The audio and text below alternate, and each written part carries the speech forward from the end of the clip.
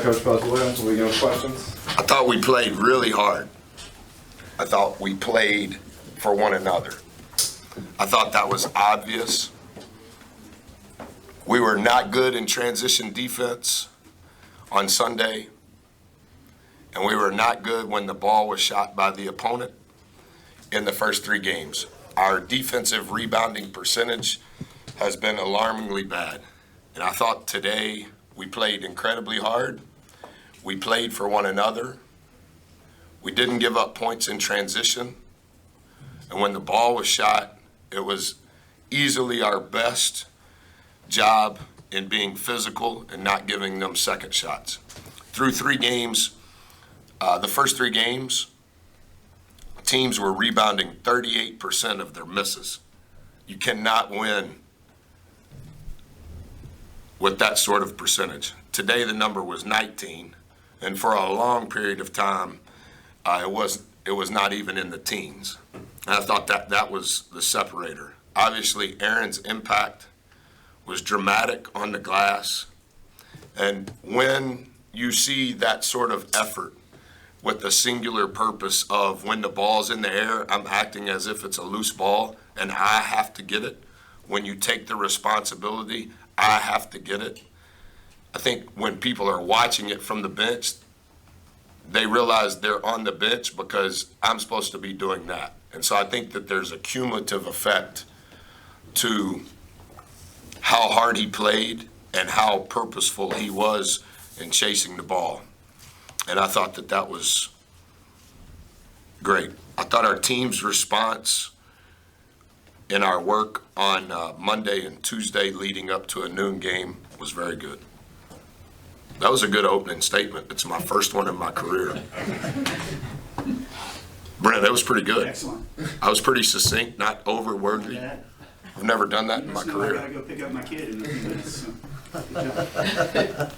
Coach, I know before you said that Aaron has a specific role, and I feel like I know what it is, but how would you describe his role, and how well did that play into this game today? Unique story. He's at a Division II school, has an injury and has to redshirt.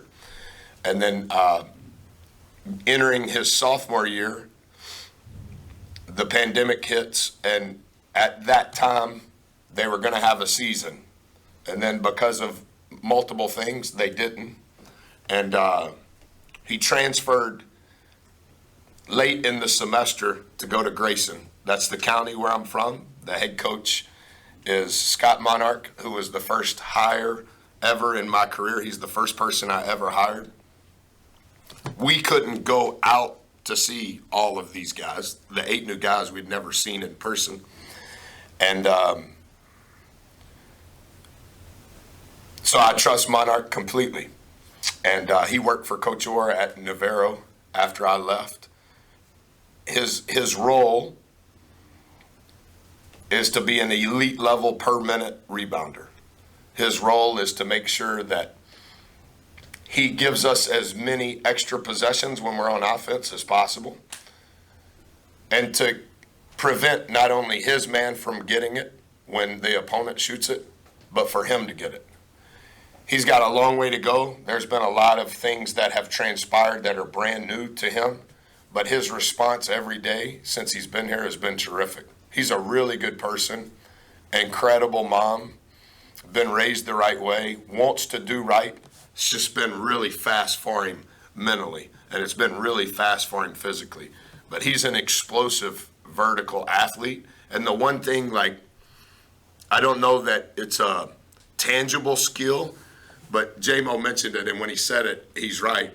When the ball's in the air, you know he's going to get it. But if he gets it, he's got it. It's not tipping and tipping. He's going to get a rebound out of his area, and when he gets it, he's got it. And those extra possessions, we had 14 offensive rebounds, but 12 of them were straight up. Well, he got 5 of them. That's big. And beyond just the rebounding, for into your gym on a noon game, energy seemed to be the spark plug that y'all needed there a little bit in the Well, first half. I think we have to play regardless of timing. Obviously, this was based on Maui, and we were going to lead. All of those things. Regardless, whether we play in Vegas, whether we play at Maui, whether we play at noon, whether shoot-arounds at 6 in the morning, regardless of all of that, we have to build the habit that we play incredibly hard and that we play for one another, that we don't have drama bubbling up from the surface. We need all of our guys to be the best that they can be, and we need to overwhelm guys, teams, because of our energy and because of how hard we play. That has to be a skill. Our bench has to be a skill. Our number of weapons has to be a skill. How hard we play has to be a skill. And Aaron has a skill. He has a niche, and that niche changed our team today. Just that. And we have multiple guys that can do things other than just rebounding. And it's the cumulative effect of all of those things. Buzz, as a coach, you allow yourself to be as entertained with that, what turned into a slam dunk contest there in the second half as everybody else. Well, I took Aaron out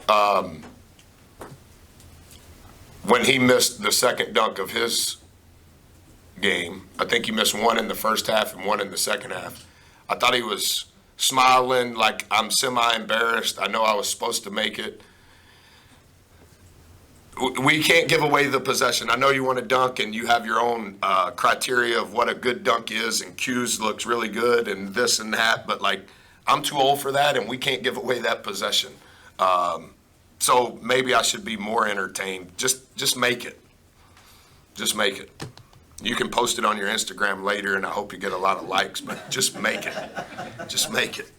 In the second half, Coach, defensively, they stuck on 3 points for, I think, 16, 17 minutes. Is that the best stretch defensively you guys had all year? Yeah, I think you can look it up. I haven't looked at all of it yet, but I think for the first 10 or 11 minutes, they didn't score. And I thought we were playing at a feverish pitch in regards to what we want to be like. And I think a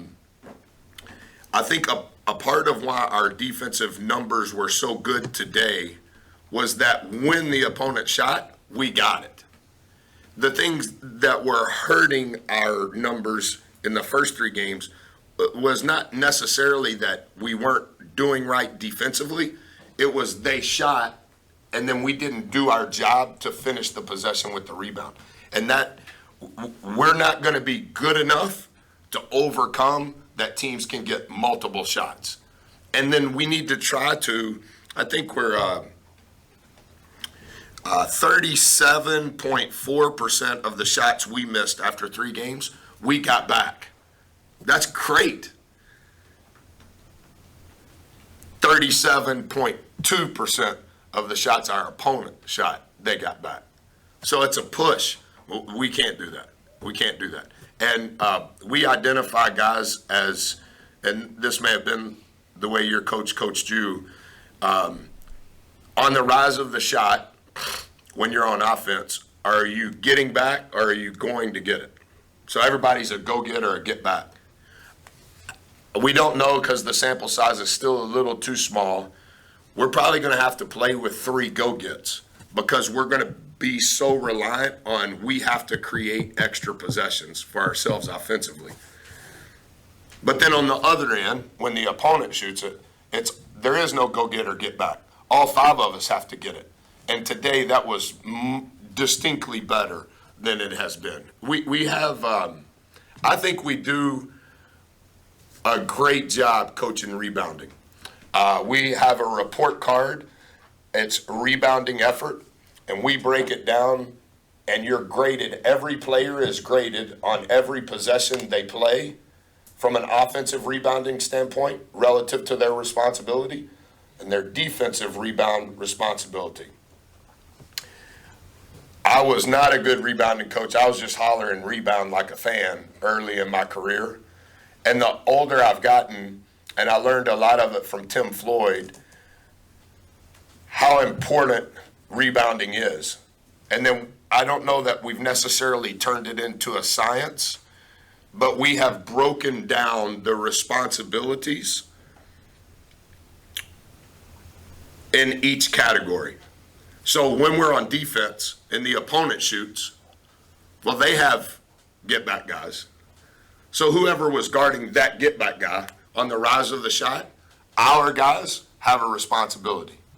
On the rise of the shot, when you're guarding one of their go-get guys, we have responsibilities. And I think our guys have learned that already. I think we've taught it earlier than ever before. We started doing it in practice. We scrimmaged 4 times, one against an opponent. 3 times we brought in SEC officials, and we did the rebounding effort after every scrimmage. That's helped. But the whole key is rebounding effort. And today our effort was distinctly better than it has been.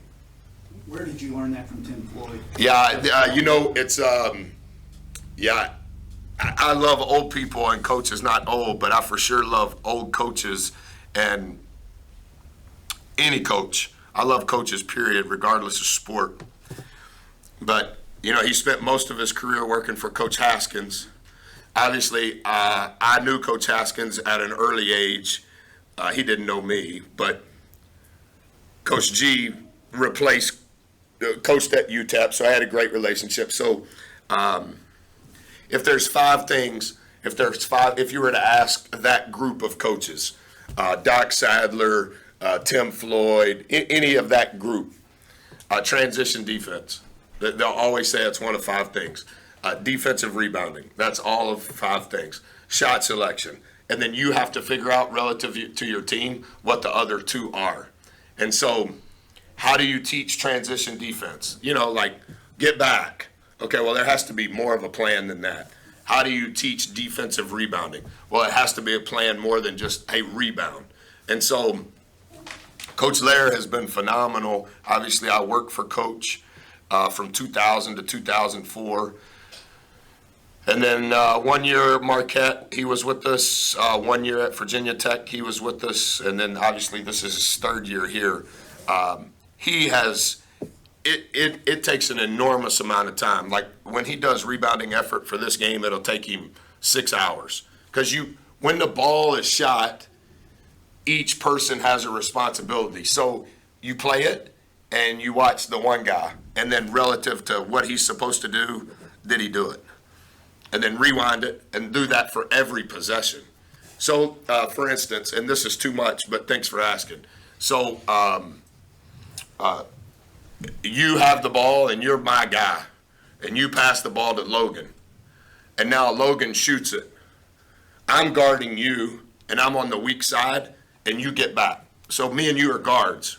So now I'm on the weak side, and 78% of shots that are missed go to the weak side.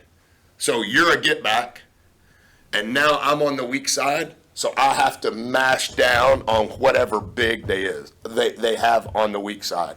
It's just a numbers game. All rebounding is a numbers game, because if 79% of the balls are going to end up on the weak side, then you have to have more numbers than they do. And so it started with Coach Floyd early in my career. Coach Lair has taught me a lot, and then I just spend a lot of time on it, buy all of those championship production rebounding clinic tapes and just study it, because I think it's the Ken Palm, the 4 factors to winning, and turnover percentage is one, your free throw rate is one, defensive rebounding percentage is one. It's always going to be a core to, you can study any of the successful teams that advance in the NCAA tournament, and turnover percentage is a big part of it. Defensive rebounding, those things are always going to be core to winning. Anything else for Coach? Yeah, can you talk about Tyrese Radford? I mean, how many minutes he gets and how he affects games? I thought it was the best he's played today. Obviously, I have a long-standing relationship with Boots, and I'm as big a Boots fan as there is. As a person, as a player, his mom, his dad, his stepmom, incredible people. And so there's a history there that is heartfelt. And I don't think that he has been bad through the first 3 games, but I don't think he's been Boots. And I thought there were glimmers, flashes of him today. His energy, finishing with contact, rebounding out of his area. He's not super vocal. That's not his nature, but he completely knows what's going on. And I think he's going to be a big part of what we're doing because he's kind of a hard guard, and he can guard any hard guard. And so that's who's going to match up and guard him, and then how are we going to match up and who he's going to guard. And I think he's kind of a swing vote type guy, and we've always been good with those switchables. He doesn't have a position. It's just a hard-playing guy that makes winning plays on both ends. And I thought today he was a lot better. Yeah, he was.